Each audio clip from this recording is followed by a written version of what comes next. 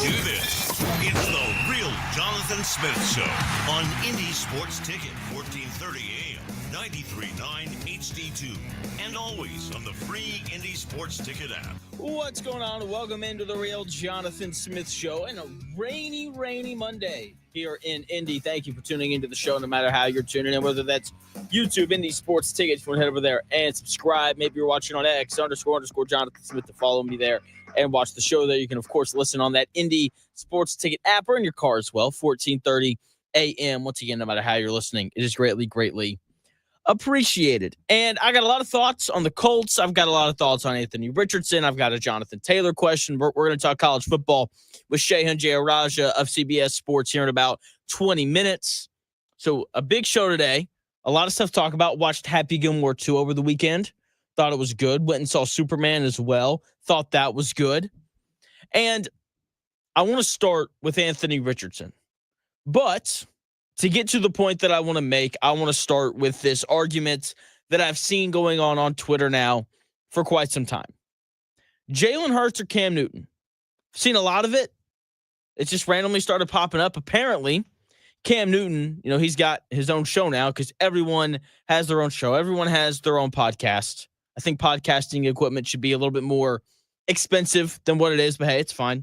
I say that as if Cam Newton can't afford podcasting equipment. But Cam Newton did this top 10 list thing where he listed out the 10 best quarterbacks in the NFL.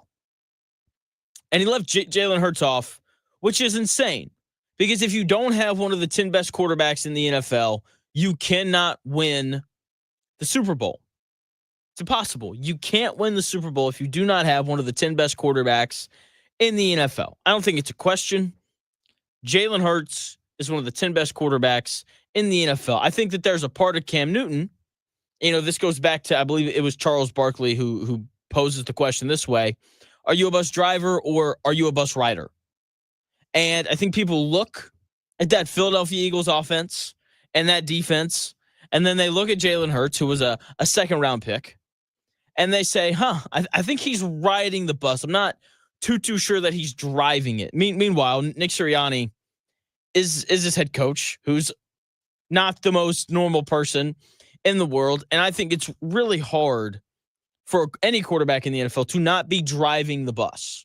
I think every quarterback in the NFL drives the bus. And the reason why the Kansas City Chiefs wind up playing in the Super Bowl, what feels like every year, is because they have the best bus driver in the NFL. The reason why the Ravens and the Bills and the Eagles are good every year is because they have really good bus drivers. And by bus drivers, I obviously mean quarterbacks. And this whole debate is going on. And I don't really think it's a question, who's a better quarterback, Jalen Hurts or Cam Newton? I think it's pretty clearly Jalen Hurts. I would much rather have him as my starting quarterback. And when you compare their numbers through their first 4 years as starters, it's not relatively close. They both played 62 games. Jalen Hurts completed 65% of his passes to Cam Newton's 59%. Cam Newton threw for 120 more yards through his first 4 years as a starter compared to Jalen Hurts. He has 3 more passing touchdowns than Jalen Hurts does. Hurts has thrown 19 fewer interceptions than Cam Newton has, though. Jalen Hurts has ran for 208 more yards than Cam Newton did in his first 4 years as a starter. Oh, and Jalen Hurts has ran for 19 more rushing touchdowns. And in their first 4 seasons as starters, they both had 2 Pro Bowl appearances. I think the answer on the field is pretty clear that you would rather have Jalen Hurts than Cam Newton. But the real reason why I like Jalen Hurts more, and if I was an NFL general manager and I had to pick between Cam Newton or Jalen Hurts to be my starting quarterback, I would take Jalen Hurts because of the off-the-field stuff. That is the separator for me. Cam Newton, you can sit here and tell me he's more talented. You could talk about how he had the single greatest college football season of all time at Auburn. I'd be like, yeah, man, you're right. He's the number 1 overall pick. He's got a rocket launcher attached to his shoulder, big arm, and he was big and he was fast. And, there's all these clips of Cam Newton making one play and it's him breaking 4 tackles and picking up a first down and all that. That being said, I would rather have Jalen Hurts as the face of my franchise than Cam Newton, because Cam Newton has a little more drama attached to him than Jalen Hurts does. Jalen Hurts is no drama whatsoever. This take from Cam Newton has gone mega viral. You know who we haven't heard a peep from? Jalen Hurts. He has said nothing. He is relaxed. He's focused. He said the other day that he hasn't even put on the Super Bowl ring that he won last year, which I find a little hard to believe. But that guy is no drama whatsoever. All of the off the field and the locker room stuff, he checks every single box. And then after going through those numbers, he's obviously pretty good on the field as well. And that is something that really matters. And that brings me to Anthony Richardson. There are so many clips of Anthony Richardson at training camp. You see them everywhere. Like there's one where, like he hits Alec Pierce on like a crossing route. There's another clip where he hits, Michael Pittman Jr. and, Noah Compton posting another video of Anthony Richardson today, like 12 minutes ago, doing mental reps because those were important, and they are important. All right, and that's part of his process. Then hey, I'm all for it, right? So there's videos of Anthony Richardson doing the mental reps, and there's videos of him hitting Alec Pierce on like a crossing route, and there's all sorts of stuff, man. And people are just sipping all the Kool-Aid. I saw one account yesterday. They take that one video of Anthony Richardson hitting the one crossing route. They're like, is Anthony Richardson turning into the next Lamar Jackson? And that's just engagement farming. That's all that is. But I know that there are real Colts fans out there seeing these videos, getting excited about Anthony Richardson. Because the idea of Anthony Richardson is always going to be enticing, whether it's, in 2025 with Anthony Richardson or 2 decades from now with some quarterback that hasn't even been born yet. Right? That can run and has a big arm and all that kind of stuff. Like that idea of a quarterback is always going to be fun. But I've got 2 notes on these clips that we keep seeing from Anthony Richardson. 2 notes on all the social media engagement. 1, we occasionally saw good throws from Anthony Richardson last year where he'd hit the out route or he'd hit a curl route or whatever. The issue was 3 snaps later, that same throw, he would sail out of bounds. An occasionally good throw from Anthony Richardson doesn't really mean anything. I need a montage of 7 throws in a row into tight coverage, small windows, for it to mean anything to me. Because, look, the guy is an NFL quarterback. He is capable of occasionally hitting a 5-yard out route. He's capable of occasionally hitting a slant route or a little crossing pattern. Once again, we saw him do it last year. The issue is we only saw 1 game's worth of him consistently hitting that pass, and that was against the New York Jets. And that was the game when everyone got all excited and we're like, all right, he just completed 67% of his passes in a game. He didn't turn it over. He ran it a little bit. So we've seen him occasionally hit those layups. Okay. The other note for me is you can't evaluate everything at training camp. You can't evaluate everything. I would love it if you could, but you can't evaluate everything. It's hard to evaluate physical toughness. I think that you can evaluate mental toughness at training camp. It's like, Anthony Richardson or Daniel Jones just threw an interception. And then three plays later, same throw, they make it with the same level of confidence.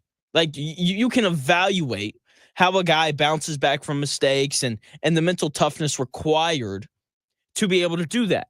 But the physical toughness, you can't evaluate.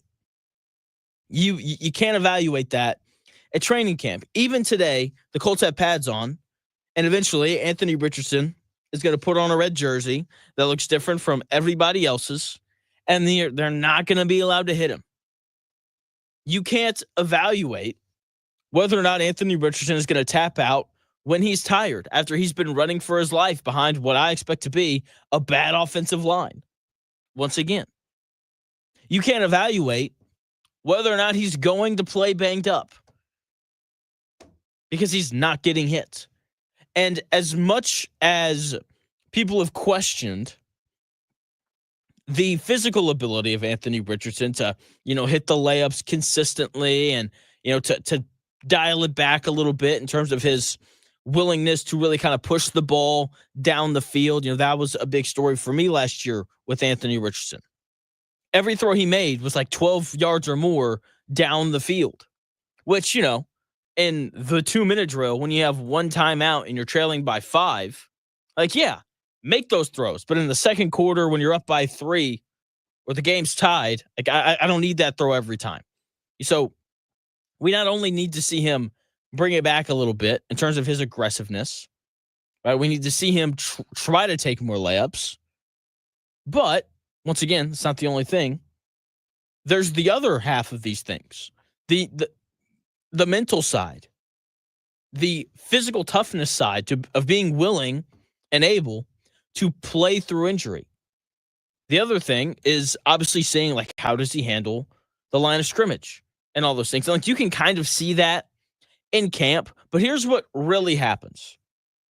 You come out day 1, day 2, day 3, you're playing against really a new defense because you're playing Lou Anarumo's defense instead of Gus Bradley's defense, right? And you're, kind of monitoring how everything's going on. And, it's like, all right, well, this is new. But here's the thing. Once you've played against that defense 3 or 4 days in a row, you understand it. And then from that day on, it becomes significantly easier to, face that defense. And reading it becomes a little bit easier. And so there are just certain things that you can't evaluate in camp. It's like, going back to when I was playing college baseball, you show up and the freshman pitchers and the freshman hitters always do really well the first week of scrimmages, the ones who are good anyway, because guys don't really know how to pitch to them if they're a hitter, and if and they don't know how they're going to be pitched to if the freshman is a pitcher. But once you face that freshman pitcher 2 or 3 times or over 2 or 3 days in a row, it's like, oh, okay, I know what his fastball looks like, I know what the breaking ball looks like, and so on. And then obviously if you flip it, whenever you're pitching to a freshman hitter, it's like, all right, he has good hands, so he's going to turn around that inside fastball if I throw it to him, but he's really struggled with that slider down and away, right? And so after a couple of days, what you're seeing. And so, like I said, there's just certain things that are really tough to evaluate, which is why I'm ready for preseason games. The preseason doesn't matter for any team in the NFL except for the Colts, because the Colts are really the only team in the NFL that's having a legitimate quarterback competition, and they're actually going to have to play, their ones with, Richardson and Daniel Jones throughout the preseason. August 7th. That is the Colts' first preseason game. That's, I think, a week from Thursday. If I'm right, I'm really bad with calendars. It's kind of a problem. But I know for a fact that their first preseason game is August 7th. The Hall of Fame game, I believe, is this week, if I'm not mistaken. The Hall of Fame game is the Chargers and the Lions. Wow, we really don't have a date for that? That's kind of dumb. I'm going to try and look at it this way. 8 o'clock, Thursday night, July 31st. That is when the Hall of Fame game is. And then the Colts will play the Ravens in their first preseason game, 7 o'clock, NFL Network against the Ravens, Thursday, August 7th. So a week from Thursday, we have the Colts' first real preseason game where we're actually going to be able to sit back and evaluate and figure out all the other stuff with Anthony Richardson. Has he improved at the line of scrimmage? That's important because you've got a second-year center who probably isn't going to be great at helping you pick out, the protection that you need. Daniel Jones, is he going to be a little bit more aggressive in throwing the football against the Ravens defense that is supposed to be pretty good this season? So that is really what I'm looking forward to. And I hope that obviously every day matters, and that's what the Colts are going to say, and that they're evaluating everything because that's what you're supposed to say. But I hope that the Colts put the most emphasis and the majority of their evaluation into these preseason games. And I really hope that they come out against the Ravens and it's evident one way or the other who the starting quarterback needs to be. Because the sooner they make this decision, I think the better it is for everybody, for the players in the locker room to know who they're supposed to rally behind, who they're supposed to follow as the starting quarterback. I think it's better for the fans. That way they kind of know what to expect. I think it's better for Shane Steichen. That way he kind of knows how to start game planning for that week 1 matchup against the Miami Dolphins. All that kind of stuff is important. So hopefully it becomes pretty evident pretty early in this preseason who the Colts need to have as their starter. And look, I hope it's Richardson, but I really doubt that it's going to be. When we come back here in about 4 minutes, Shehan Jayarajuh of CBS Sports is going to join the show. He covers college football. Fantastic writer. Had a really good piece in the offseason on Texas Tech. You should go check it out. Like I said, it's really good. He's going to join the show when we come back here in about 4 minutes, and we're going to talk about the upcoming college football season.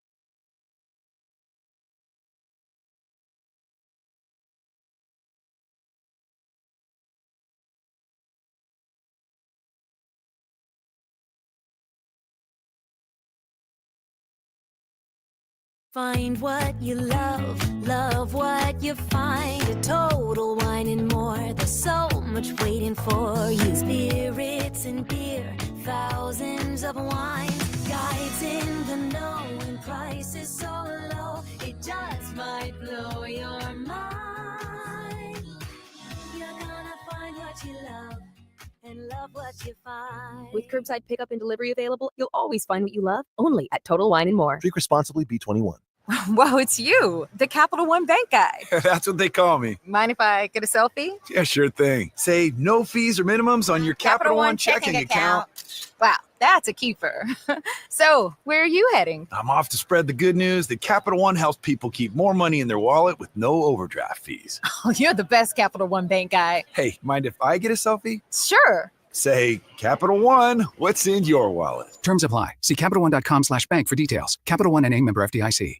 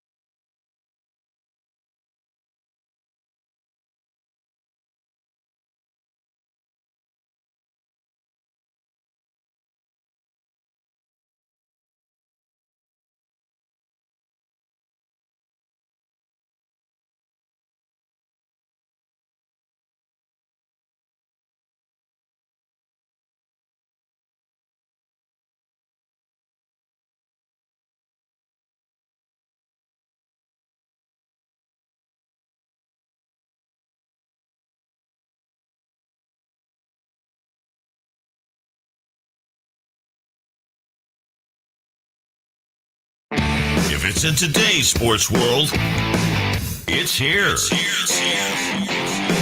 The Real Jonathan Smith Show on Indy Sports Ticket 1430 AM, 93.9 HD2, and always on the free Indy Sports Ticket app. Welcome back to the Real Jonathan Smith Show here on Indy Sports Ticket. Thank you for tuning in, no matter how you're tuning in, whether that's YouTube, Indy Sports Ticket, whenever there, subscribe. Maybe you're watching on X, _ Jonathan Smith, to follow me there and watch the show there. It's 10:20, which means Shehan Jayarajuh of CBS Sports, he helps write about college football over there at cbssports.com. Go read all of his stuff because he does a really good job covering all of it. Shehan, what's going on, man? How are you? I'm doing great. Thanks for having me. Of course. I'm glad to have you on, which mainly because it means we're that much closer to college football season. And I want to start with some of the changes that I think we're going to start seeing this year. President Trump signed an executive order. You wrote about that 3 days ago. For those who don't know what I'm talking about, go read Shehan's stuff over at cbssports.com. Revenue sharing is becoming a thing now. There's apparently like a board to approve NIL deals. Can you just kind of help my listeners understand how college football is going to kind of shift this year and over the next 3 or 4 seasons? Well, the biggest shift is definitely, like you mentioned, revenue sharing. For the first time, players are going to be able to be paid directly from the schools and directly for performance. So schools will have to stay, at least for the time being, under a $20.5 million cap, and that's across all sports. It's not just football or basketball. And so schools are going to have different approaches to how they split up that money. That's entirely at their discretion at this point. Again, we're kind of waiting to see whether there's going to be impact with stuff like Title IX or things like that. But at this point, that has not been the case. So, for example, you can sign your quarterback to a $4 million deal. That's totally allowed. You can choose to put all $20 million into your volleyball team. That's also totally allowed. And so it's going to be a completely new sort of situation just when you talk about the idea of having a cap, having cap space. Again, obviously, like this is getting to a level of, where you have comparisons to things like the NFL. But because of the way that different schools are going to approach it, everybody's going to have a little bit of a different sort of situation. And so the big thing that kind of has to be figured out is whether this system, which was approved in the House settlement, will ultimately stand up to lawsuits, because lawsuits will be coming. There will be lawsuits about, you can't cap the amount of money players can earn, things like that. This is an antitrust issue. And President Trump's executive order was an attempt to try to get ahead of that, but it doesn't necessarily actually fix any of those issues. If there are antitrust issues, according to the court, they weren't resolved by an executive order. That's a little bit more of a guidance than it is legislation. And so that's kind of the next step to be found, but that's something that probably, at least in the short term, will not impact the 25-26 season. Joined by Shehan Jayarajuh of CBS Sports, doing a great job kind of recapping the new executive order and revenue sharing. And I'm going to ask you a question you may not have the answer to. So in the NFL, there's a salary cap, which kind of limits how much players can earn. How can there be a salary cap in the NFL, but not one in college football? Well, the biggest reason is that, and the reason that pro sports are allowed to have true salary caps, is because Congress has granted them antitrust exemptions. And so, for example, like the reason that the NFL can't play on Saturdays and can't play on Fridays until a certain time is because of some of the stuff passed down by, I believe it was the Sports Broadcast Act of 1960 something or whatever. And so there is actual legislation in place to protect the NBA, the NFL, with some rights involved with the MLB. And on top of that, they also have collective bargaining. So they're able to negotiate that cap. That's the sort of thing that's complicated about college athletics, is that, one, you certainly don't have those protections from a professionalized perspective. There's no antitrust exemption at this point, although the NCAA has been asking for it for a long time.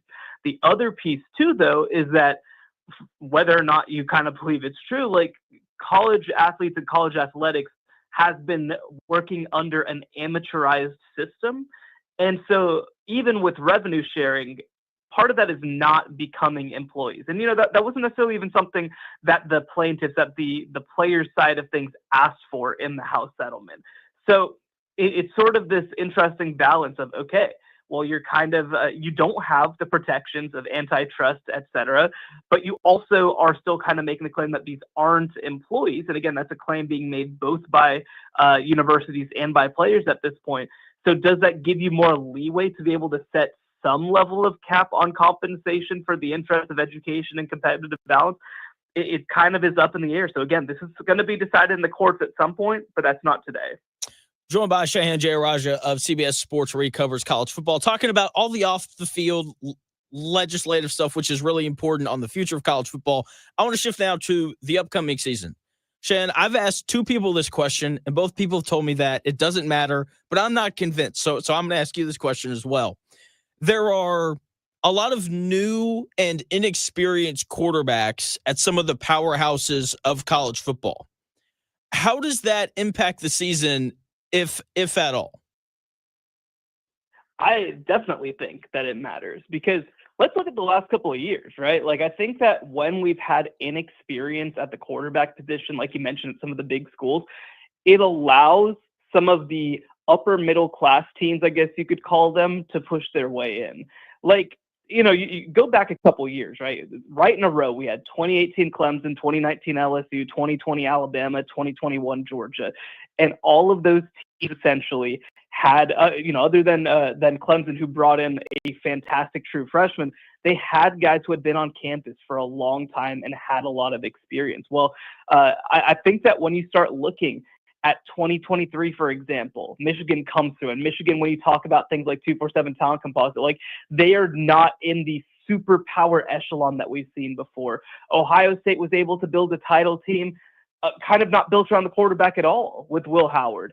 Even if you want to point to the Georgia team, Stetson Bennett was a great college player, but he's not Joe Burrow at the same time. And so I think that when there isn't necessarily experience at the major schools, it opens up the sport and opens up the title race in a huge way. And I'll tell you what, we're in the process right now of trying to put together our preseason picks. This is the hardest time I've ever had trying to pick my preseason pick for national champion. There are so many teams that not only have a chance to go and win the title, but also have a chance to be even preseason number one. Probably the favorite right now would be a team like Texas. But Texas, of course, they've got a great quarterback, most likely in Arch Manning, but one who has only started 2 games in his career, and that doesn't count replacing 4 offensive linemen and a bunch of defensive players. Notre Dame, they lose Riley Leonard. They're having to start over at that position. Georgia, what we saw from Gunnar Stockton was very inconsistent in the college football playoff. And then on the flip side of that, you start talking about some of the ones who do bring a quarterback back. Teams like Clemson with Cade Klubnik and Penn State with Drew Aller, where all of a sudden it's like, okay, well, maybe they have that edge in having returning experience where the superpowers do not. So I think that the turnover actually could be a really big storyline in this season, and I'm kind of fascinated to see, does the experience gap allow teams like I mentioned, Clemson and Penn State and programs like that are considered very good programs, but not necessarily title ones in the recent past? Does it allow them to elevate themselves and push them in the conversation for a national title?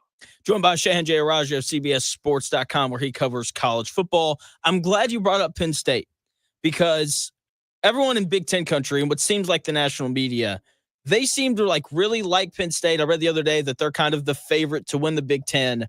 I'm not in love with them the way that everyone else is, mainly because Tyler Warren was such a big part of that offense last year. He's obviously now playing tight end here in Indy for the Colts, and I didn't think they were very explosive at wide receiver. I know they brought in 3 or 4 transfers at wide receiver to kind of help that room out a little bit. How do you feel about Penn State going into this season? Well, it's interesting, right? I think look at the last 2 national champions, 2023 with Michigan. It was a culmination year with a bunch of guys who were not going to be there the next year. 2024, Ohio State keeps some guys on campus that could have gone to the NFL, and they overperform. 2025, you look around college football, Penn State is that team. Drew Aller comes back, Nick Singleton, Katron Allen come back, Dennis Sutton comes back. Like, they have some of the most dynamic returning players in college football who are also older than most of the field at this point. And, you mentioned it, right? Like, well, first of all, on defense, like, you kind of just set your watch to what Penn State's doing. They've done a great job, especially with bringing a guy like Dennis Sutton back. But on offense, I think that the thing that's going to define how good they are, you mentioned, is that wide receiver room. I think that the addition of Trevor Pena from Syracuse in the post-spring portal is one of the biggest additions of the offseason, because he is somebody who just gives them reliability at wide receiver. And they didn't have that last year, especially when they played against the good teams. They were able to beat up some of the lesser teams and really almost make it not a contest in so many of those games, but they weren't able to be dynamic, like you mentioned, other than, maybe you get a Nick Singleton home run every so often. I think that the hope has to be, if you view Penn State as a team that can elevate and win the Big Ten, is that you have to jump in and you have to hope that that they have the weapons around Drew Aller to let him be a top tier quarterback, to let him, be a downfield passer, because I think he showed a lot of interesting stuff in his second year as a starting quarterback. And I love that we get another year of him in Andy Kotelnicki's system. So this is definitely a team with upside. Now, I will say, I voted in that Kings of the North podcast poll as well, and I picked Ohio State to win the Big Ten. But again, this is a culmination year for Penn State. So if they're ever going to do it, if they're ever going to win the Big Ten again, and if they're ever going to compete for a national championship, this is the perfect year for it to all come together. It really is. As you said, there's a lot of guys coming back, but the question still being about the explosiveness. We'll see. This is the beauty of the transfer portal. If you have an issue, you can grab guys and hopefully try to plug it. The Big Ten in general is pretty interesting this year, just because there's a lot of new faces at quarterback. Ohio State has a new one. Oregon, they've got the UCLA transfer who didn't play very well his freshman year, and then obviously sat behind Dylan Gabriel this last year. But I do think that the Big Ten is relatively predictable. Like, it's going to be, Ohio State, Michigan, Oregon, and Penn State, probably those four at the top. I think followed by Illinois and Indiana. What is kind of your expectation of kind of the Big Ten after those first four big powerhouse programs? Yeah, for me, it's Illinois and then Indiana next. I work with Tom Fornelli over at CBS Sports, and he's been talking up Illinois all off season just because of the path and the schedule that they have.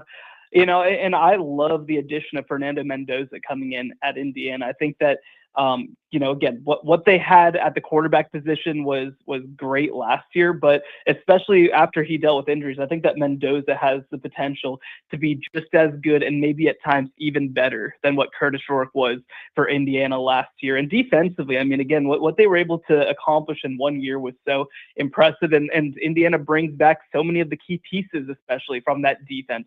So I think that those would be my next couple of teams, but a couple other teams that I'm kind of keeping an eye on as well. Like, I think that Nebraska has a chance to pop this year, because, look, I'm not going to sit here and say they're going to win the Big Ten or go to the playoff or anything like that, but I think that when you look at last season, I think they played better than what their record ended up being, was one piece of it, but they were able to kind of finally get over that hump and make it back to the postseason.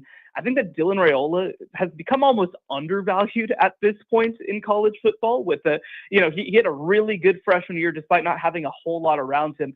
But I think the huge dynamic that's really going to pay off is Dana Holgorsen having a whole offseason to work with this offensive unit. I expect them to be much more dynamic than they were a year ago. And so I think that they have some upside for sure. I also think that USC is similarly undervalued because of their struggles last year, but this is a team that I expect to be back in the 7-8 win conversation, have a chance to, pull an upset or two and be in that top half of the Big Ten as well. So I mean, there's a lot of teams, I would say, in the middle to lower class that have more upside than they've had in a while. I mean, I even think of like a UCLA bringing in Nico Iamaleava. I still think they're probably finishing bottom half, but I think they have some upside. Washington, I think that, again, they had to, of course, transition with a completely new roster and coaching staff, but I expect returns right away. So I think that middle class of the Big Ten is going to be really competitive this year.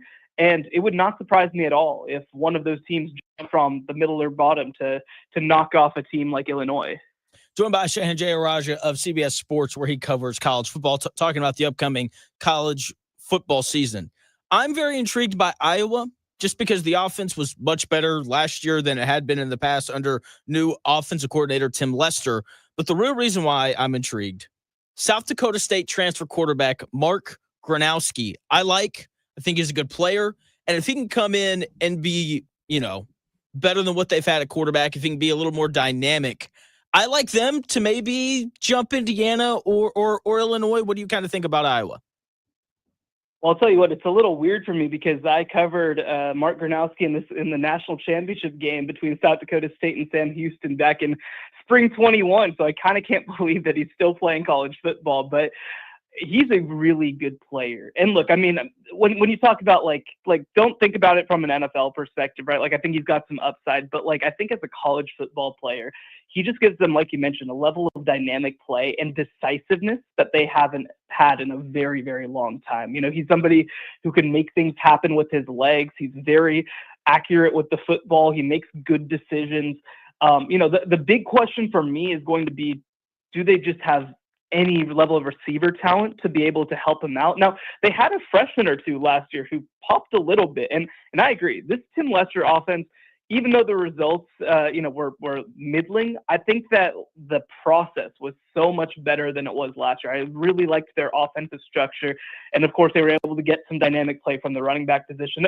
That's probably also my other big question with them is what are they going to get from that running back position? But heading into year two, I expect some growth. The fact that LaShawn Williams transferred out makes me think that they must have answers that they like elsewhere on the roster. But Gronowski is kind of that final piece, and we know what this Iowa team is defensively. If they can kind of get even league average offensive play in 2025, it's going to give them a chance to be right there in the conversation. Most definitely. I do want to hit on two headlining head coaches this year. What's a fair expectation for Coach Belichick in his first year at North Carolina? Oh, man, great question. So I think that like the funny thing is that all this offseason stuff is distracted that like it's a really confusing roster that North Carolina has right now. I mean, this is one of the worst defenses in all of college football in Mac Brown's final season. And then, they lose a lot of their best offensive players to the transfer portal. And defensively, they didn't necessarily add game-changing type talent. So, for me, I just don't know if this roster is very good. Now, when you talk about on-field coaching, when you talk about game day, there's not going to be very many who do it better than Bill Belichick, of course. And I mean, like the fact that he has a former NFL offensive coordinator in Freddie Kitchens and a former NFL defensive coordinator in Steve Belichick is pretty crazy, legitimately. And so I do think that they're going to be well prepared and well coached. But my question also with this team is frankly like, what do they view as their timeline? Do they view this as a quick turn, 9 wins, and then he gets an NFL offer off of it? Or do they view this as a 3-year rebuild? And for me, I see it more as the latter. So if they make bowl eligibility, I think that that's enough for me to feel like, okay, they're at least onto something. Okay. Joined by Shehan Jayarajuh of CBSSports.com, talking a little college football. So Bill Belichick has stolen a lot of the shine. I am probably more interested in Colorado this year than I have been the last two, just because Shedeur Sanders and Travis Hunter were gone. Deion Sanders has been there for, 2 years now. How do you think Colorado is going to look in this first season without Shedeur Sanders? I know Deion's been battling with some health stuff, so he hasn't been there a ton, but what are kind of your expectations for Colorado this year? Yeah, I mean, what's crazy is that this is Deion Sanders' first year as a football coach without his sons on campus other than the pandemic season. So every other year he's been a football coach. He's been coaching his sons. And this is a different kind of challenge. And so the thing that's fascinating to me about it is that this is the first year that I expect Colorado to just kind of look like a normal football team. When you look at the structure of how they did things each of the last 2 years, a lot of it was finding ways to maximize Shedeur, Travis, get them in good positions, pump their numbers up, prepare them for the NFL. And that goal is kind of gone now because those guys are gone. And so it's going to be, hey, can they adjust to that? Can they try to find ways to maximize their roster? Because I'll tell you what, on the defensive side of the ball, I think that's where they're very undervalued. I would argue that their defense was the biggest change from year 1 to year 2 that gave them a chance to go and win 9 games. Their defensive coordinator, Robert Livingston, is now the highest paid assistant coach in Colorado history after they were able to retain him. And I expect this unit to be an above average unit in the Big 12. The question in terms of whether they can replicate what they did last season is whether Caden Salter or Julian Lewis can come in at quarterback and give them at least some of what Shedeur Sanders did the past 2 years. They've got a great receiver core, but I still have major questions about that offensive line and running game. So a similar deal. Like, I think that they should be angling to try to get a winning record. But, again, it's going to be a complicated year, and I'm very curious to see how Deion Sanders handles it. Joined by Shehan Jayarajuh of CBSSports.com, talking a little college football. Two more things, and I will let you go. I was kind of going through some of the group of 5 teams. Who was kind of on your radar, excluding like Boise State, because I think everyone expects for them to be really good again. Who's a group of 5 team to kind of keep our eye on as the season gets started? Yeah, well, I'll tell you what, I mentioned, of course, with the national championship race, it's complicated, but the group of 5 race is incredibly complicated this year because last year, I think that with the return of Ashton Jeanty, Boise State was kind of seen as that team. And yeah, there were teams that can maybe get into the conversation, but it was really Boise State was the one. I don't think that there's a one this year, and I include Boise State in that. I don't think that they're going to be able to replicate to the same level what they did last year. One that I like, especially with the move they just made, is Tulane. Tulane brings in Jake Retzlaff from BYU, and I'll argue that the biggest question for them coming into the year was just getting production at that quarterback position. The guy who was supposed to be their starter, TJ Finley, had to leave the team after an arrest. They just had not gotten what they hoped for out of some of the guys that they had on campus after losing Darian Mensah to transfer to Duke. But I think that Retzlaff gives them a lot higher of a floor than what they've had. Now, I will say, when you transition them from last year to this year, they had Darian Mensah and they had a really good running back, that Mekhi Hughes, who now is at Oregon. And they're going to have to do it without those 2 guys. But I think defensively, I expect this team to take a pretty significant step forward. And so for me, they're probably my top group of 5 team heading into the year. Another one that I will throw out there, though, is UNLV. And UNLV was 1 game away from being Boise State and going to the college football playoff and ultimately fell short. But they've transitioned a lot of their roster as Dan Mullen has come in at head coach, and they've got a tremendous amount of former Power 5 talent on their roster. So they have the upside to make it happen if Mullen can make things happen quickly, and especially in a Mountain West that really is mostly Boise State on the top end at this point. I think that UNLV definitely has a chance to turn some heads. I like UNLV. The dream for me this year, Shehan, is for Arkansas to be terrible, UNLV to be great. Arkansas fires Pittman, and then they hire Dan Mullen, because I really like just the way that he plays football. Speaking of UNLV, Barry Odom was there last year. Purdue, a lot of turnover on the roster. Any chance that they're bowl eligible? Because I like Barry Odom a lot. Purdue fans are kind of doom and gloom, which is understandable coming off of the 1-11 season.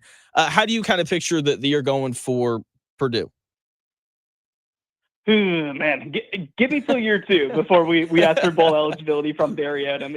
Like you said, it is a hole right now. They lost all of their best players, and it's one of those situations where you knew that they had some good players, but you didn't realize just how many good players they had last year until all of them left. until Dylan Thieneman is showing up at Oregon and Max Clare at Ohio State and a whole bunch of others as well. So it's a total rebuild in my mind. So I think that this year it's just about trying to get back to being competent and competitive in those games. But I agree. I love the hire of Barry Odom. I think he's a really bright guy. I think he learned a lot from his tenure at Missouri and being an assistant at Arkansas as well.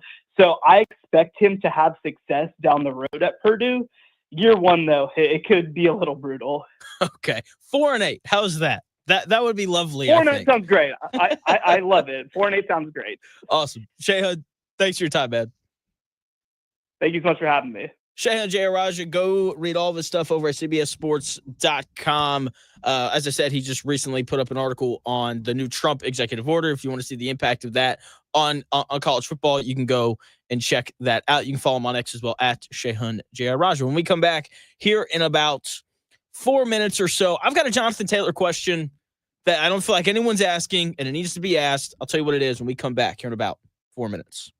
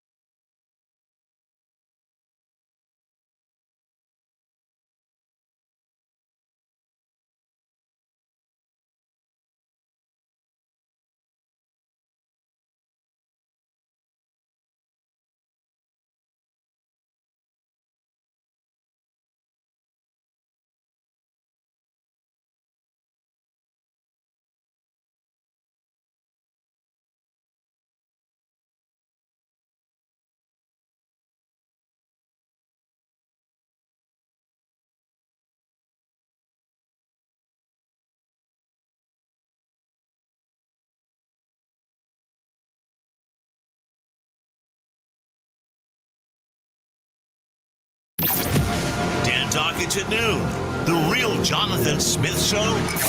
Now, this is Indy Sports Ticket 1430 AM, 93.9 HD2, and always on the free Indy Sports Ticket app. Welcome back to the Real Jonathan Smith Show here on Indy Sports Ticket. Big thanks to Shehan Jayarajuh for popping on for 25 minutes there to talk about the upcoming college football season. Jonathan Taylor is getting ready to, start up another season.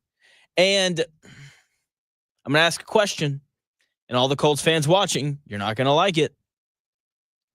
But when does the Jonathan Taylor production drop off? Jonathan Taylor is currently 26 years old. He'll turn 27 during the season, January 19th. And that's important because most of the time when we start to see running backs slow down a little bit, it's around that 27 years old age. And he's going to hit that this year. And he's, coming off of a season where he had over 300 carries, and he was the only option the Colts had at running back. Running backs also start to fall off between 1,500 and 2,500 carries. That is a very wide range because everybody is a little bit different, and this is something good for Jonathan Taylor. He's only at 1,200 carries. But, once again, he's coming off of a year in which he had 303 carries, and he's had some injuries throughout his career. 2020, he had a knee issue that he played through. 2021, no injuries, played all 17 games, was the best running back in the NFL that year, ran for over 2,000 yards, 18 rushing touchdowns as well. 2021, he was awesome. 2022, however, he missed 6 games with ankle issues. That's kind of concerning for a running back. 2023, he missed 3 games with a thumb injury. And then last year, he missed a few games because of more ankle issues.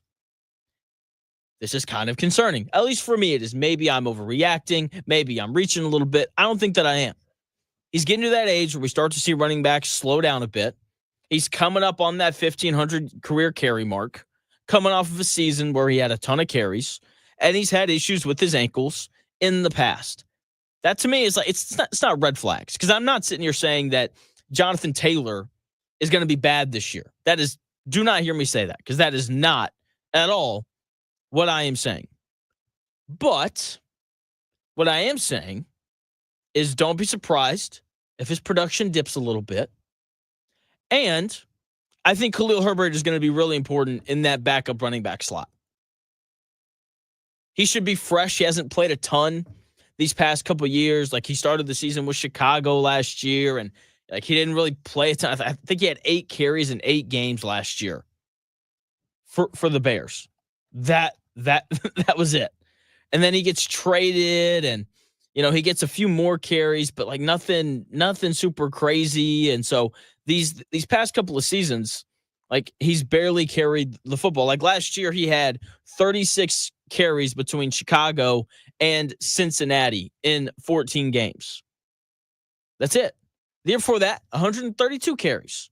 That's, not a ton. That is good backup. That is a good number for a backup running back. So he's fresh.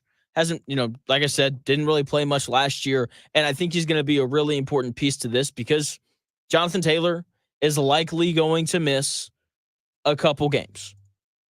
Because that's just kind of who he's been the last couple years. And that's pretty normal for running backs to get hurt, because they're taking all those hits. So Khalil Herbert, I do think is an important guy for us to kind of keep our eyes on. And we'll kind of see how things go with him this season. And with Jonathan Taylor, who, as I said, 26, going to be 27, coming up on 1,500 career carries. How does he look? Probably not early in the season. I'm sure early in the season when he's fresh, he'll look pretty good. But week 10 on, how does he look at that point during the year? It's something that I do think needs to be monitored as we get later into the football season. When we come back here in about 4 minutes, more thoughts on Anthony Richardson. Dan Orlovsky went on the Pat McAfee show last week and talked a little bit about Richardson and just kind of the one thing that he needs to fix. And he said something else that kind of brings up my concern with Daniel Jones. I'll have that comment from Dan Orlovsky when we come back here in about 4 minutes.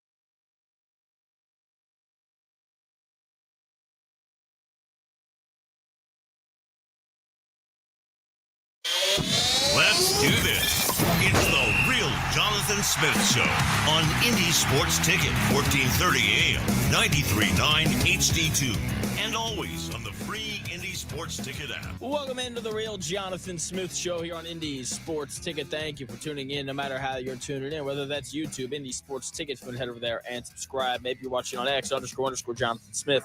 If you want to follow me there, follow the show there as well. You can also listen on that Indy Sports Ticket app, or you can listen in your car, 1430 AM in that Indianapolis area. And being in Indy, obviously we have to talk Colts. They're in full pads today, right? Anthony Richardson in his red jersey can't be touched. I'm sure he'll look great today, right? You know, can't wait to see all the clips. Already saw the video of him getting his mental reps in before practice. You know, everyone freaking out about that. He's so locked in. The dude is just so incredibly locked in doing those mental reps. It's just insane. Anyway, Dan Orlovsky was asked about Anthony Richardson last week when he went on the Pat McAfee show. What does he need to do to earn that job over Daniel Jones? And Dan Orlovsky gives a very long answer. And in it, he says things not only about Anthony Richardson that are important, but he also talks about some things that I don't think Daniel Jones can do that is also important. So here's Dan Orlovsky talking about Anthony Richardson, what needs to happen for him to earn that starting quarterback job here in Indy. Was dimes, and now it's kind of more of an open deal again. Yeah, for Anthony, one, stay healthy, obviously, but two, take the easy things and make them easy things. I think that's really going to be the challenge for Anthony Richardson is when, Shane Steichen, these play callers with all these young quarterbacks. One of the things that I learned so much from Gary Kubiak when it came to calling games, and I think Shane Steichen calls a really good game, is like, there's times when I'm just calling this play for us to get 5 yards. And sometimes it's, whether you're a great athlete, when you're seeing these clips running, sometimes it's trying to give an offensive line a break.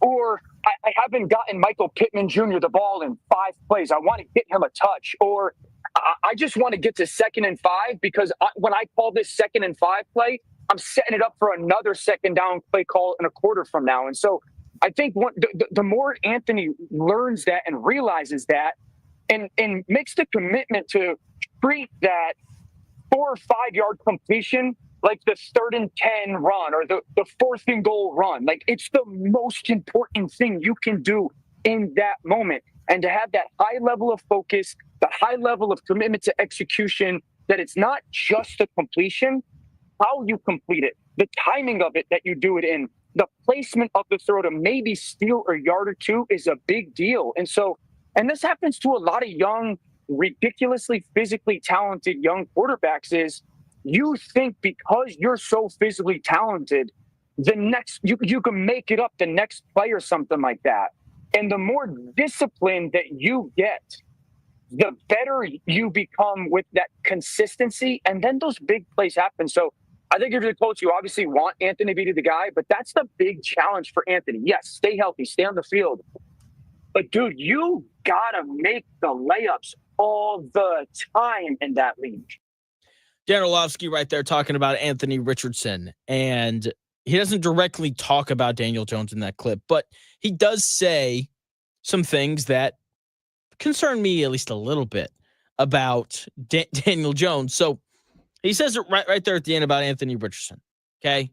If you have to make the layups all the time. You can't be out there looking like a NBA player and missing all the layups.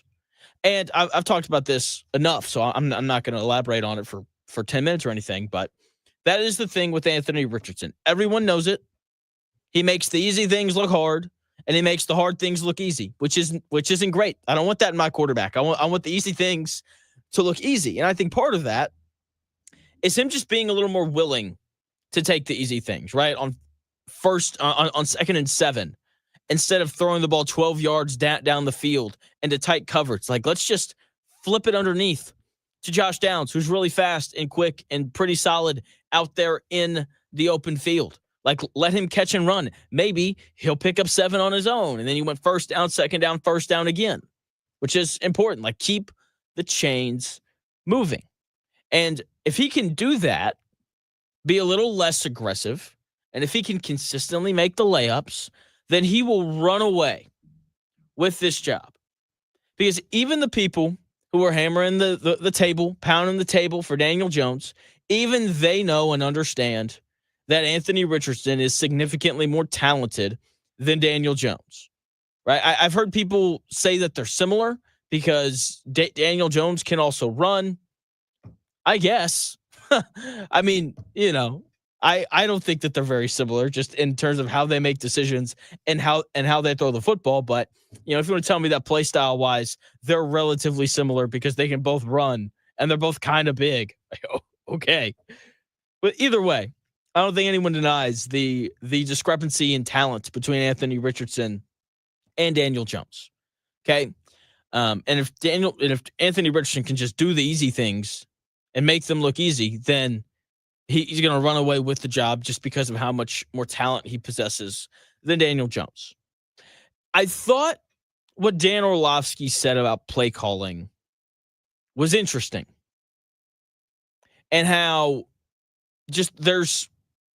because of how play calling works and how teams try to stack things and they try to set things up for later in the game, it stresses the importance of being able to do the small things, right? That way later, like you can get a corner to bite on an underneath route and then you can let it loose down the sideline. And I think that, in the 1 year that we've seen with Shane Steichen, where we had a consistently reliable quarterback, a guy in Gardner Minshew, who made the easy things look easy, like we saw a little bit of that. Not a ton of it because Gardner Minshew's a career backup quarterback for a reason. But my concern with Daniel Jones is whether or not he's aggressive enough to hit on the shots that Shane Steichen sets up over the course of a game. This is a guy who wants to get rid of the football incredibly quickly, and not in like a smart, they're blitzing, let me get rid of it quickly kind of way, and more of just I don't want to take a sack here kind of way when it comes to Daniel Jones and the quickness with which he wants to get rid of the ball. And sometimes it feels rushed. And when you rush, you throw interceptions. That's why his career touchdown to interception ratio is 1.4. And so will he sit in the pocket long enough? Will he hold on to the ball long enough for the shots that Shane Steichen sets up later in games, for those shots to actually hit? I think a really good example of what Dan Orlovsky is talking about, if you remember the Jets game, Anthony Richardson, puts together a game-winning drive, and he throws the game-winning touchdown pass to Alec Pierce on a double move. Shane Steichen was able to call that because that entire game, Anthony Richardson had done a good job of just taking what the defense gave him. And if he can find a way to do that, then he will be the starting quarterback for the Indianapolis Colts when the season comes around. And then we'll get to evaluate all the other things. All the other things that don't really get talked about during this time of the year. Stuff like toughness, stuff like the ability to play through injury, something that Anthony Richardson hasn't done in his, pretty short career. We're going to get to see if, he taps out at all in the red zone.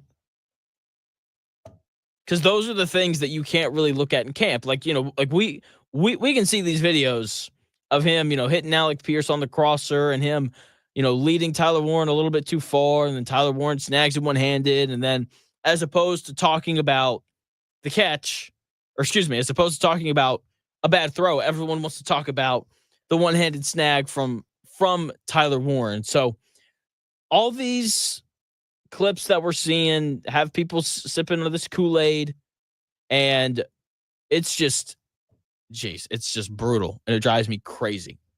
All right. But I've got two notes on this, on, Anthony Richardson and all these clips. One, we occasionally saw good throws from Anthony Richardson last year. All right. Like he would occasionally hit the little 5-yard out from time to time. Okay. And then he'd hit it and we would all clap. We would all get really excited because it seems like he never did that. So an occasional good throw from him that, the Indianapolis Colts social media team posts from 7 different angles doesn't mean anything. It doesn't mean anything. What I would like to see today is a montage of like 7 throws in a row, right? Of him hitting dudes in tight windows and hitting dudes deep and then hitting dudes short and then hitting somebody over the middle of the field and so on. Right? Like that is what I want to see from him. Okay? And then the other note is equally as important. Like you can't evaluate everything. Rick Venturi, the great coach, was on Dan's show last week, and he basically said that what these guys do in training camp, like you can't really learn anything for multiple reasons. One, like you can't really evaluate physical toughness. I think that you can evaluate mental toughness because, mentally, like if you throw an interception, like how does the guy bounce back? Does he sulk? Or does he kind of, figure it out and bounce back and come back later, and when the same throw presents itself, not make the same mistake, and instead he goes somewhere else? Or maybe he makes the same throw, but he puts a little more oomph on it. He layers it a little bit better, and he makes an adjustment, and he's able to complete it. So you can evaluate mental toughness, but physical toughness, like how do you bounce back when, Jalen Carter puts his face mask right underneath your chin, and your head snaps back a little bit, and the referee doesn't throw a flag, and you get up, and a big 300-pound dude just landed on you, and your ribs are a little sore, and you twisted your ankle 3 weeks ago, and all of a sudden that hurts a little bit more, and you can't evaluate that because Anthony Richardson and Daniel Jones, this goes for both of them because they've both had injury issues throughout their careers. You can't evaluate how a guy bounces back from that and a guy's ability to play through it. I'm watching quarterback on Netflix right now. I'm probably a little bit behind. I'm sure a lot of people have finished it. But I've heard Jared Goff say multiple times that if he can play, like he's going to play no matter what. Kirk Cousins, coming off of an Achilles last year, had a right ankle injury, a right shoulder injury, and a right elbow injury. And he was like, I'm playing no matter what. I'm playing no matter what. You're going to have to pull me off the field. And eventually the Falcons did. And now Kirk Cousins is going to be a backup. But that's beside the point.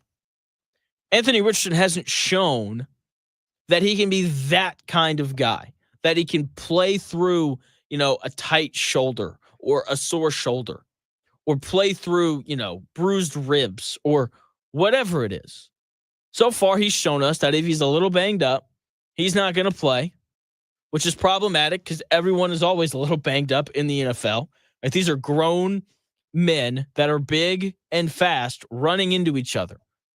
You hear former NFL players compare collisions in the NFL to car wrecks all the time. And so far, Anthony Richardson has shown us that he doesn't bounce back well when he gets in a car wreck, and he taps out when he's tired. And that those two things, the toughness side of it, matter every bit as much as the can he complete of 5 yard out. Because if you're not tough and you can't play when you're a little banged up, then you're not reliable. And that's really what people want out of their starting quarterback. They want someone who is reliable. Someone who on 3rd and 4, I can rely on to hit that 3rd and 5 out route. Someone who, on 3rd and 8 with 2 minutes left, I want a guy that I can rely on to figure out a way to pick up those 8 yards, whether that's with his legs or with his arms. I want to watch a quarterback that I know I can rely on to set the proper protection, a quarterback that I can rely on to check out of whatever original play was called and, check to a run or a pass. That's really what people are looking for in their starting quarterback. First and foremost, are you reliable? Can you do the easy things that every starting quarterback in the NFL should be able to do? But that starts with, can I rely on you to actually play week in and week out? And Anthony Richardson has shown us through 2 years, which, to be fair, it isn't a ton of time. He's shown us through 2 years that he cannot be relied upon. And all the Daniel Jones fans right now, they're like, yeah, that's right, not reliable. Daniel Jones hasn't really been reliable in his career either. 2022, he played 16 games. It's the most games he's played in a season. He went 9-6-1. But the last 2 years, he's played 16 games combined with a record of 3-13.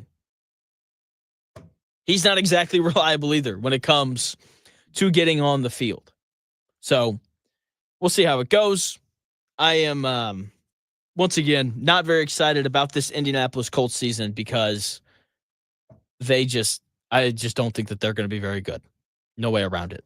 But, at least we have Jonathan Taylor, one of the best players in the NFL at a position that doesn't really matter. And when is his fall off coming? Because it's coming. His production is going to drop off here at some point. 26 years old, going to be 27 in January. My thoughts on Jonathan Taylor and what kind of a season we can expect from him when we come back here in about 4 minutes.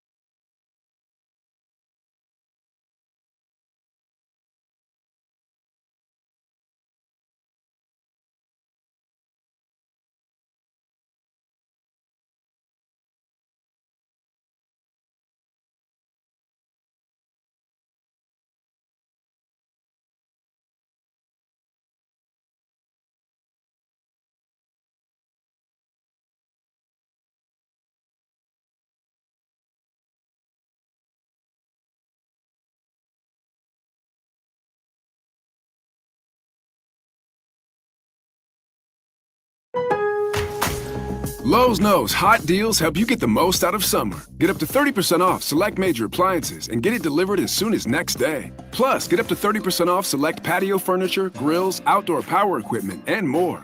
These end-of-season savings won't last long. Lowe's, we help, you save. Valid through 7/30. Selection varies by location. While supplies last. Valid on eligible in-stock orders in select locations. Price, delivery time, and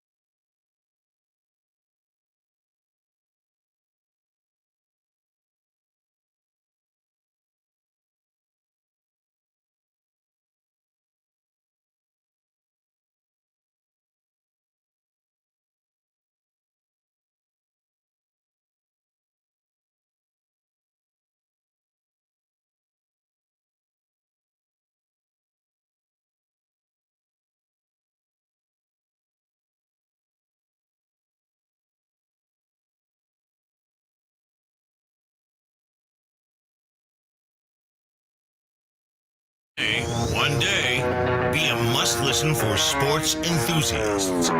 Yeah, and monkeys might fly out of my butt. Uh-oh. The Real Jonathan Smith Show on Indy Sports Ticket 1430 AM, 93.9 HD2, and always on the free Indy Sports Ticket app. Welcome back to the Real Jonathan Smith Show here on Indy Sports Ticket. Thank you for tuning in, no matter how you're tuning in, whether that's YouTube, Indy Sports Ticket, if you want to head over there and subscribe. Maybe you're watching on X, _ Jonathan Smith. If you want to follow me there and watch the show there, you can also listen on that Indy Sports Ticket app, which you can download wherever you find your apps. Now, oh, man, I want to talk about something that I did on Friday night. Friday night, I got home. And my wife said, Jonathan, what do you want to do tonight? And this weekend? I was like, I don't know. Movies? Happy Gilmore 2 came out. By the way, my wife had never seen the original Happy Gilmore. And so probably like a month and a half ago, 2 months ago, we sat down, we watched it. I laughed a lot. She laughed a little bit. It was great. Happy Gilmore 2, different story. I had a blast watching it. Was the movie good? I don't know. Probably not. But it was funny, and it was fun, and I enjoyed all the cameos from all these different athletes. Scotty Scheffler, who says that guy doesn't have a personality? I thought he was good. I thought he was funny. I don't want to give away too much because I'm sure that there's some people out there who haven't seen the movie yet, and you're probably going to watch it at some point. I highly, highly recommend it. The people who don't like it are insane and wrong. Simple as that. The movie's funny. It's just fun. All the John Daly stuff was hilarious. All the Scotty Scheffler stuff was good. Who else was good? The Eminem cameo was really, really funny. And so on. So I really enjoyed it. I thought the movie was good. Also went and saw Superman on Saturday. Had a good time watching that movie as well. Pretty good. Not great, but good. So, yeah, watch some movies over the weekend that I really enjoyed. Movies that I enjoyed more than I'll probably enjoy this upcoming NFL season because the Colts aren't going to be very good. But hey, at least Indiana's going to go 8-4 in college football. So 8-4, 9-3, somewhere around there. Maybe, just maybe, they sneak into the college football playoff with a 9-3 record. We'll see. Probably not. But either way, hard not to like the direction that IU football is headed. Jonathan Taylor, where is he headed? What direction is his career going in? Because, it seems to just kind of keep going up. It was good. But he's 26 years old, which isn't old at all. But that's kind of old for the NFL. That's old for a running back. And he's going to turn 27 this season. And this is when we start seeing running backs start to fall off a bit. He's had, he's gotten hit a lot. 1,500 and 2,500 carries. That is usually the carry mark where we start to see NFL running backs start to slide down a little bit. And I know I'm saying all this, and you're like, but Derrick Henry. Derrick Henry's the exception, not the rule. Good news for Jonathan Taylor. He's only had 1,200 carries in his career, but he's coming off of a season where he was really the only running back option that the Colts had. He's playing every single down. 303 carries last year. That doesn't include all the hits he took in pass protection. That doesn't include all the receptions that he had last year. Like, the dude probably got hit 500 times last year in the 14 games that he played in. It's a lot. And then you stack that on top of the fact that he's had some injuries throughout his career. 2020, he had a knee issue. That was his rookie season. He had a knee issue. But hey, when you're 22 years old and you have a knee issue, you just play through it. And that's what he did. 2021, no injuries, right? Played all 17 games that season. Had the 2,000-yard season that year and 18 rushing touchdowns. And everyone loved Jonathan Taylor in 2021. And rightfully so, because he was the best running back in the NFL that year. 2022, he missed 6 games with issues with his ankles. That's kind of problematic. You need those if you're going to play running back at a high level in the NFL. 2023, he misses 3 games with a thumb injury. And then last year, he missed some more games with more ankle issues that weren't quite as severe as they were in 2022. So the injuries are kind of piling up a little bit. The carries are piling up, starting to kind of hit that age where running backs start to decline. Now, I don't think that all of a sudden Jonathan Taylor is going to be not good at football. Okay, he's still going to be good. He's still going to be impactful. He's still going to, carry the football 250 times this year, something like that. But do I expect for him to run for 1,400 yards like he did last year? No, I don't really expect that unless he plays in all 17 games, which I don't think is going to happen because he's only played in all 17 games in his career once. So, yeah. Anyway, so is he going to run for 1,400 yards again? Probably not. But part of that is because I don't think that he's going to carry the football as much this year, and that is such an important thing. Like, Khalil Herbert needs to have a solid season because the Colts desperately need someone to give Jonathan Taylor a break. Like, the Colts were the only team in the NFL last year, it seemed like, that really only had one running back. Everyone else seemed to have 2 or more. And Khalil Herbert is hopefully going to be that second guy this year who can take 100 carries on the season or 150 carries on the season if he has a good year. Like if he carries the football somewhere between 100 and 150 times and Jonathan Taylor is around 200, I think that is what the Colts desire from him. Because, once again, Jonathan Taylor, 26, going to be 27. They're going to try to keep his carries down, especially, I think, earlier in the year. That way, late in the year, when, the Colts are theoretically fighting for a playoff spot, he's fresher and he's ready to go. So that is the thing, though, with him that I am going to be monitoring. Like, he's, going to turn 27 in January. Been in the league for, 4 or 5 years now, if I remember correctly. And what does he look like week 11 and on? Does he have the same burst? Does he have the same breakaway speed? Do they run Khalil Herbert a little bit more in those weeks? Like, what is the run game? Or do they run Daniel Jones / Anthony Richardson more during that point in the year, just to kind of take some of the carries away from Jonathan Taylor, just to kind of lighten his load just a little bit? That is, I think, an underrated part of the Colts upcoming season that people aren't really talking about a ton. Now, I said Pacers because my next topic is kind of a Pacers topic. It's the offseason for the NBA. There's really nothing happening. You know that nothing is happening in the NBA as soon as you start seeing the Ben Simmons reports or the Ben Simmons, highlight videos of him working out at fill-in-the-blank gym. And and so what else happens at this point in the year is we start getting pickup runs from NBA players. Like there's that famous gym in New York City that no one ever misses in. And Jay Huff, the Pacers' new center, one of the Pacers' new centers, 7'1", can shoot it, athletic dude, all that kind of stuff. There's a video going viral of him playing pickup basketball in Spain against what looks like not NBA players. And he's just, he's dunking everything and he's making every jumper. And he's not just dunking everything, he's reverse dunking everything. It's kind of crazy when you watch it. And I understand why it's going viral. My question when I saw this, because this is going viral, Anthony Richardson completing a crossing pattern is going viral. My question is, what's more useless? Training camp highlights from the NFL or NBA offseason pickup highlights?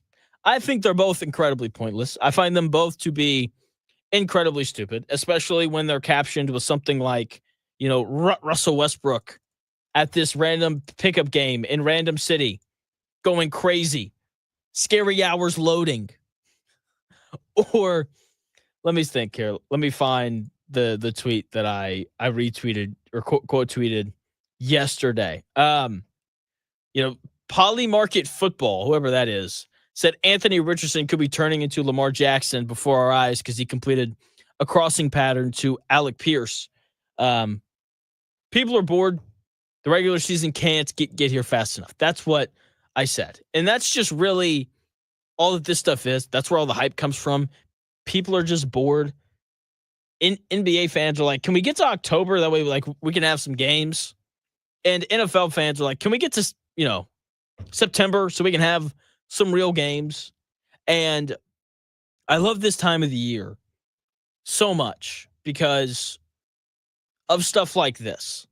And you get these crazy, outlandish takes and opinions based off of training camp videos that teams are posting. And guess what? A team is, that's not true.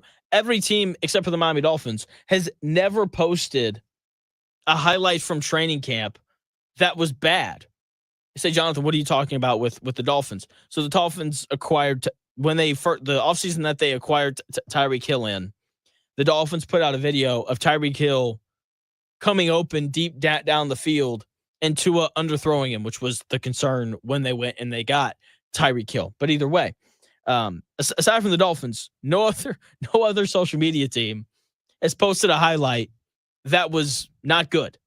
And so I'm just ready for the season. I'm ready for games.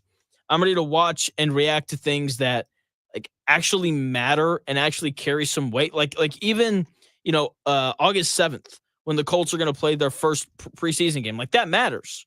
I guess the first time that we're going to get to see, Daniel Jones and Anthony Richardson play against a defense that's not this bad Colts defense, which, by the way, if you think that this Colts defense is going to be good this year, you are wrong. This Colts defense is going to be bad. Not enough depth on the defensive line. Zaire Franklin's okay. He's an average middle linebacker. The Jalen Carley's guy, we have no idea if he's going to be any good or not. Yeah, Cam Bynum, fantastic. Safety, really important position in the NFL. Every great NFL team has a good safety. Not really. And then corner, obviously, Javarius Ward is going to help that secondary quite a bit now that they have a real corner who can really defend. All right. And the other thing, as I've been watching quarterback, obviously Joe Burrow's on there as well.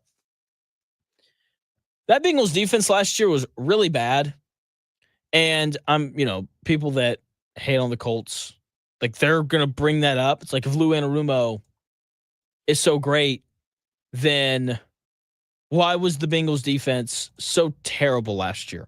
The Bengals defense last year was awful. It's terrible. I mean, just a lot of not very good players. Just not good, very dysfunctional. Trey Hendrickson was really the only guy on that Bengals roster last year that was worth anything. Everyone else, not very good. They're running Jordan Battle out there at safety. It's okay. Logan Wilson, you don't even know who that is. Their other defensive end is Joseph Asai, followed by Shamar Stewart, who didn't produce at all during his time at Texas A&M in college. He was drafted in the first round strictly off of his combine results. So, great athlete.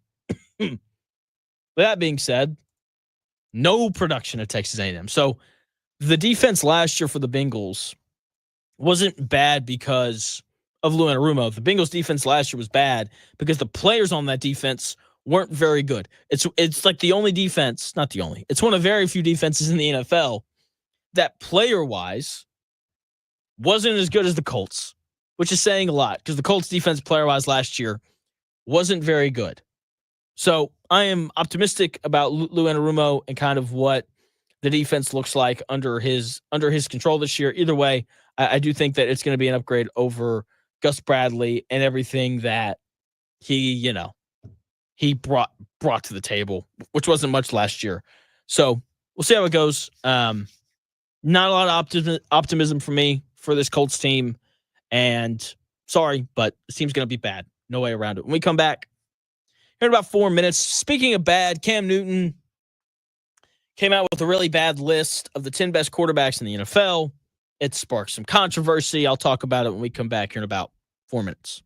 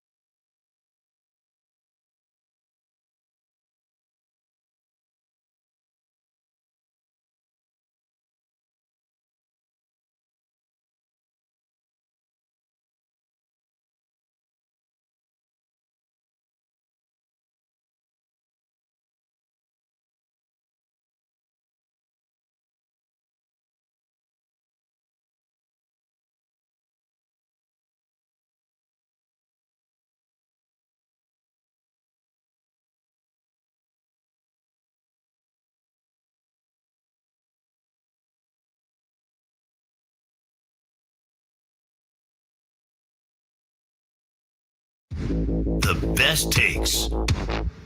Maybe. The Real Jonathan Smith Show on Indy Sports Ticket 1430 AM, 93.9 HD2, and always on the free Indy Sports Ticket app.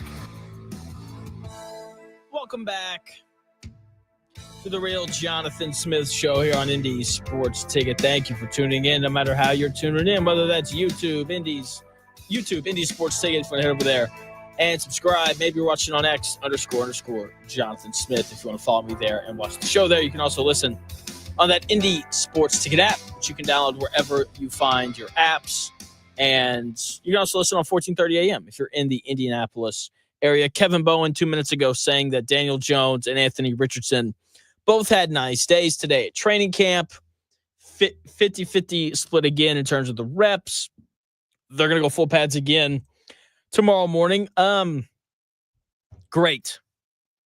Glad that they both had good days. Once again, we're not going to learn anything about either one of these guys until August 7th when we get to a real preseason game against the Baltimore Ravens. And I'm very intrigued to see who they run out there first, because I would assume, could be wrong here, but I would assume that the Baltimore Ravens would have at least one drive where their defense actually plays. And then the rest of it, they'll play their twos.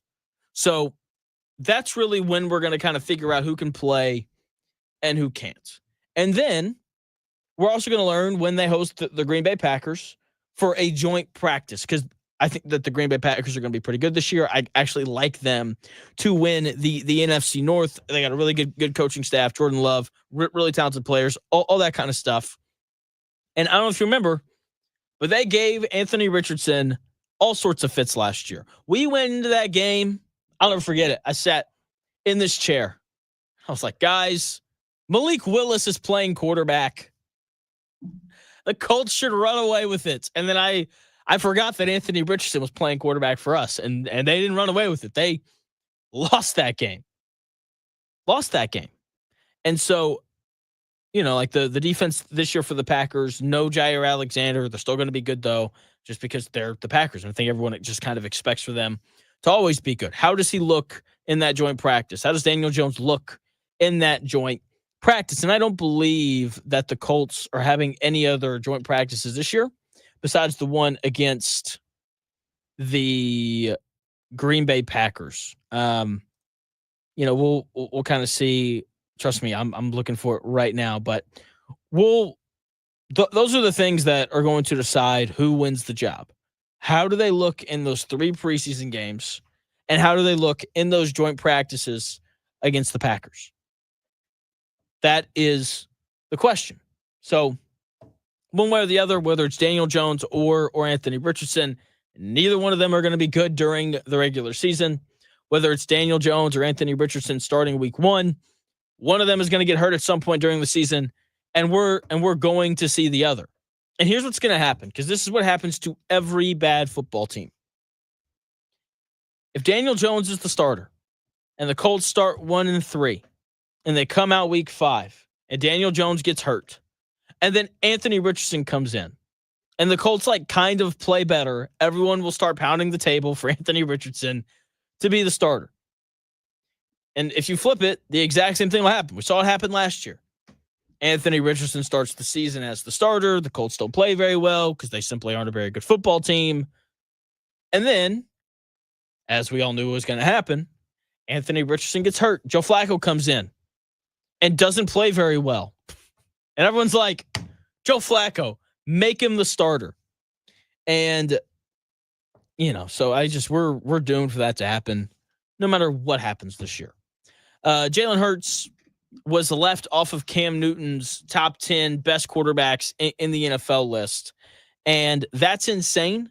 I think this comes from a place of jealousy for Cam Newton. I think he's just jealous of the roster that Jalen Hurts gets to play with.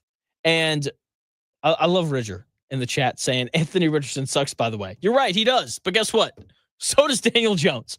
Neither one of them are any good. C. Fitch sent me something earlier during the show saying that Daniel Jones is a lot better than Anthony Richardson. Okay, I'm not saying that you're wrong. I literally think that Daniel Jones is going to be the week 1 starter for the Indianapolis Colts. But Daniel Jones is still bad. Simple as that. Okay? Green beans are my least favorite food. I hate green beans with a passion. I've never liked them. Okay, whenever they're put on my plate, I eat them because I'm a kind person. If someone makes food for me, I'm not going to be like, I don't like that. I'm going to eat it. But I don't like green beans. It is by far my least favorite food. I also don't like squash. But I like squash more than green beans. Anthony Richardson is green beans bottom of the totem pole. No good whatsoever. Daniel Jones is like squash, right? Or for me, at least. It's like, I don't like squash either, but I like it more than green beans. They're both terrible. Neither one of them is going to be any good. And the Colts aren't getting to 8 wins no matter who the starter is, whether it's Daniel Jones or Anthony Richardson. Okay? Like nothing good is going to come of this offense this year with either one of those guys playing quarterback. And then you throw it in with the fact that this defense sucks too. There's just not enough good players. There's just not enough good players on this Colts roster. Okay? Richard, you're right. You got to put a lot of bacon in green beans. That's what my father-in-law does. And I will eat his green beans any day of the week. He puts sausage, not bacon, but I'm with you. You got to mix in a little bit of meat. My mom growing up, she was like, salt. Here you go. And that was it. That was it. So I just, it's the quarterback situation. It's just brutal. And I don't like being negative all the time. Like I want to be positive. I want to generate hype. I want the Colts to be good at football this year. Really badly. Really badly. Like I was looking through my closet this morning and I've got all this Pacers stuff from going to games and buying jerseys and buying a hoodie and all sorts of stuff. And I'm like, I don't have any Colts stuff. I have 0 Colts apparel. And I was driving in this morning. I was like, why is that? Like why? Like, I can't even buy like a Colts hoodie. And the answer's like, no, because they suck. And they're no good. If they're good, I'll probably be like, yeah, I like this. Let me buy this hoodie. Let me buy this jersey or whatever. It's just no good. Colts are going to be bad, and Chris Ballard and the other media people, like they're going to try to spin it. Like, oh, so-and-so, A.D. Mitchell due for a breakout season. Or whatever. None of these guys are any good. None of them. Daniel Jones isn't good, and Anthony Richardson isn't good. See if it's chiming in saying, I wish I could call in and debate you on the subject. Daniel Jones threw the ball to a bad wide receiver core and still had back-to-back 67% completion seasons. Completion percentage is not the end-all, be-all. It is not. I'm just really annoyed by how much people want to talk about freaking completion percentage. Okay, saying that Daniel Jones is a good quarterback because he completed 67% of his passes is like saying, Tyson Chandler is a better shooter than Steph Curry because he shot 70% from the floor. And if I said that to you, you say, Jonathan, you're crazy. Because Steph Curry shoots the ball from 30 feet away, and he takes a bunch of three-pointers. And all of Tyson Chandler's shots come right at the rim. Like, of course his field goal percentage is higher. He's taking easier shots. He's dunking the ball and laying it in. It's the exact same thing with Daniel Jones. Do you know why his completion percentage is 67%? Because he throws the ball 3 yards down the field. And you can't win games in the NFL with a quarterback who literally only throws checkdowns. Also, by the way, Malik Neighbors was on his football team last year. That dude is a stud. That dude is so good at football. He was the best rookie receiver in the NFL last year. Better than Marvin Harrison Jr. Better than everybody else. So like that's a real weapon. And guess what else? He also had Brian Dable, had Brian Dable as his head coach, one of the better offensive minds in the NFL. I mean, like, come on now. Also, I guess no, he would have left the year prior. I get it. Like, the receivers aren't great. You know who else doesn't have great wide receivers? The Chiefs last year got to the Super Bowl. Like, come on now. I get it. The receivers in New York weren't, out of this world crazy great or anything like that. But still, like, you have to be willing to throw the football down the field. Okay, the reason why his completion percentage was so high is because he never threw the ball down the field. And you have to be willing to do that at some point during the season. Okay? Golly. Daniel Jones, his completion percentage is 67%. Who cares? When you throw the ball underneath all the time, then your completion percentage should be high.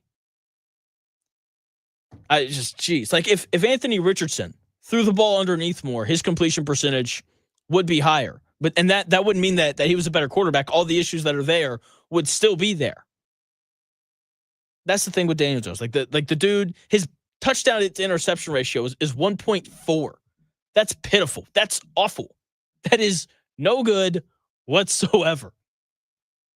I mean, geez. And he had Evan Ingram, who's been one of the better tight ends in the NFL now for a few years. Like he was on his team, his rookie season in 2019. Let's look here. 2020. Who else was on his team here? Darius Slayton has been a solid NFL receiver for a while now. Sterling Shepard was good around that time. Who else here? 2021. Who else was playing receiver for them then? Kenny Golladay. Got a big contract to go up there and play. Was really good was he in Detroit? I think he was in Detroit. Let me double check that. Yeah, he was in Detroit. Had a really good couple of years.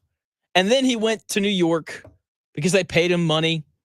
And then all of a sudden he starts playing with Daniel Jones. And all of a sudden his numbers just plummet. I wonder why. It's probably because he's playing with Daniel Jones. This quarterback stuff is just insane to me. Insane to me. Daniel Jones. His completion percentage is high, so he's really good. No, it's not how it works. It's not. All right. Once again, when you throw the football 3 yards down the field consistently, your completion percentage is going to be higher. It is. All right. But as soon as you ask Daniel Jones to throw the ball past the sticks, past the first down marker, he looks like a backup. He's not very good. With that being said, he's going to be the Colts starter week 1, as I've said for close to a month now. He's going to be the Colts starter, and he's going to come out in those first 4 weeks, and he's going to complete like 70% of his passes, and everyone's going to go crazy. Like, oh my gosh, he's completing 70% of his passes. He's so good. I'm going to sit there and be like, 4-yard flat to the tight end, 2-yard screen to Josh Downs, so on and so forth. The Colts aren't going to be good no matter who plays quarterback. I don't know why I'm so riled up about this. Okay, Daniel Jones isn't good just because his completion percentage is 67%. Okay, like actually watch the dude play football. He is not good. Okay, he's never thrown for 4,000 yards this season. That's the concerning thing. He's completing all these passes, but he's only throwing for twice now for barely 3,000 yards in a season. Once again, if he had Gardner Minshew's season, the 1 year that Gardner Minshew was here in Indy, and the Colts went 9-8 and missed the playoffs, not very good, that would be the best year of his career. I mean, he's not very good. He's not good. Neither is Richardson, and this Colts team is going to be really bad no matter who plays quarterback. One way or the other, the Colts are not going to be good at football. Simple as that. Thank you for taking the time out of your day to tune into the Real Jonathan Smith Show here on Indy's Sports Ticket. I'll be back again tomorrow, 10 to noon. We'll talk more Colts. Apparently, Richardson and Daniel Jones both had good days today. That's great. So happy for that. Doesn't mean anything. We're going to find out who can and can't play when we get to that joint practice and when the preseason games start happening. The Dan Dawkins Show comes your way next from noon to 3. As always, you can listen on that Indy Sports Ticket app. Head over to the YouTube, subscribe, Indy Sports Ticket. I'll talk to you tomorrow from 10 to noon. Got a great show in store for you tomorrow. It's going to be great, so make sure you're tuned in. I'll talk to you tomorrow starting at 10 a.m.